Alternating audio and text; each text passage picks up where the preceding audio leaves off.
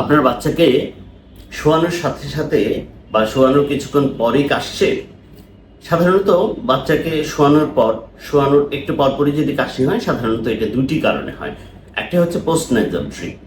বাচ্চা যখন সর্দি হয় সেই সর্দিটা সামনের দিকে পড়ে, কিন্তু যখন শোয়ানো হয় সেই সর্দিটা নাকের পিছন দিক থেকে যেয়ে গলা ইরিটেট করে। গলা ইরিটেট করার পরেই বাচ্চার কাশি শুরু হয়। আর দ্বিতীয় কারণটি হচ্ছে জার্ট।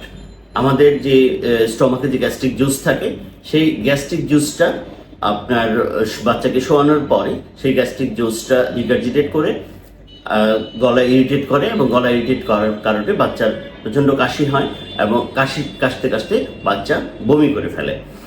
তো এই দুটি সমস্যার চিকিৎসা পদ্ধতি সম্পূর্ণ আলাদা। আপনার বাচ্চার যদি এই ধরনের সমস্যা হয়, অবশ্যই আপনি আপনার নিকটস্থ শিশু বিশেষজ্ঞের সাথে যোগাযোগ করে এই সমস্যাটি সমাধান করে নেবেন। আর এই ধরনের ভিডিও পেতে আপনারা আমাদের সাথে থাকুন, আমাদের ফেসবুক পেজ এবং ইউটিউব চ্যানেলে সংযুক্ত থাকুন। ধন্যবাদ।